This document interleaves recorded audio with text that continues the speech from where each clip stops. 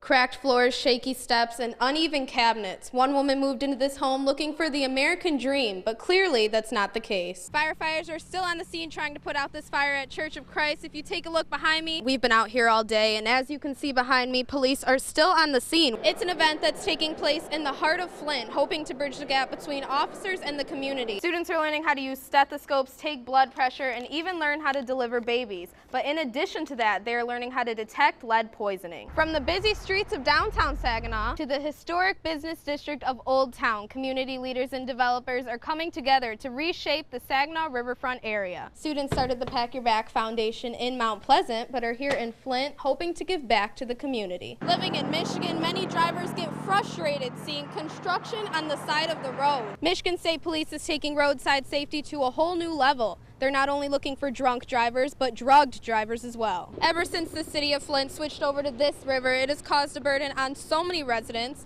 but they are finally happy to get some input from the state.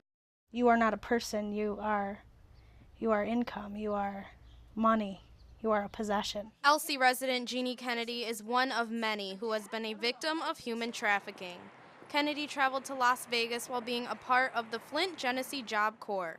Her first day there, she was approached. She believes that she was targeted because of the common reason: she just didn't know. They asked me a simple question: what are you doing here? And I said, well, I'm here for Michigan, I'm here to make money. And so right there, boom, he already had something going off, like, okay. She was 21 at the time and was a victim for 3 days straight. I was his to be had, and there was money to be made, and it was his money. Many pimps make their women get tattoos, branding them as their property.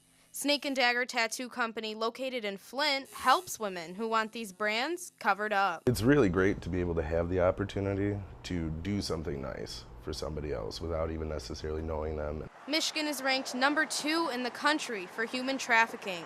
The average age for children being sexually exploited in our country, between 11 and 14 years old. Genesee County Sheriff Robert Pickell has seen many cases come in on human trafficking. It doesn't have to be in Bangladesh or Bangkok or somewhere in Asia.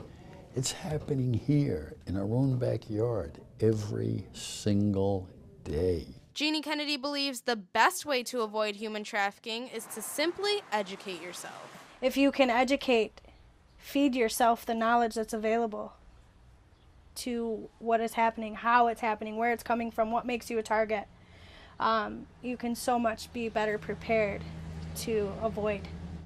For Flint native Margarita Solis, life during this crisis has been tough. You know, thinking about it, how easy I had it when we could use the running water and drink it every day instead of using bottled water to do simple things like brush your teeth or cook with it. She's relieved that help's on the way, in the form of cash. It's good. It's good. Governor Rick Snyder signed a budget today granting Flint $165 million. $25 million of the $165 will be used for water pipe replacement. Up until now, the city only had $2 million set aside to use for pipes. Residents ought to be able to go turn their water on and know that their water is clean and safe to drink. Flint City Councilman Scott Kincaid has been with the city through the crisis. I think it's a great start. The rest of the funding is going to nutrition, healthcare, mobile food deliveries, Medicaid, and education. The water crisis is terrible, absolutely, and shouldn't have happened. But the government is committed to supporting the city further, not just past when the water is safe for consumption, but also economic development, riverfront development, bringing in new jobs for residents. If additional money is needed for pipes to be replaced, lawmakers can also dip into the reserve fund, which holds around $13 million. In Flint, Dana White, ABC 12 News.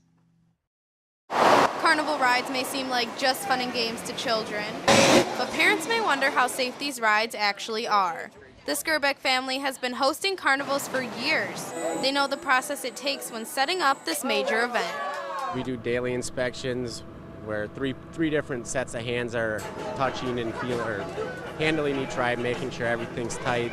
Although some rides may be checked more often than others, licensing director for the state of Michigan, Michael Beamish, ensures how often each carnival ride must be checked. Every ride in the state of Michigan, amusement ride must be inspected once per year or more if necessary. Even though amusement parks may seem unsafe to some, Flushing resident Terry Patello believes positivity is the key.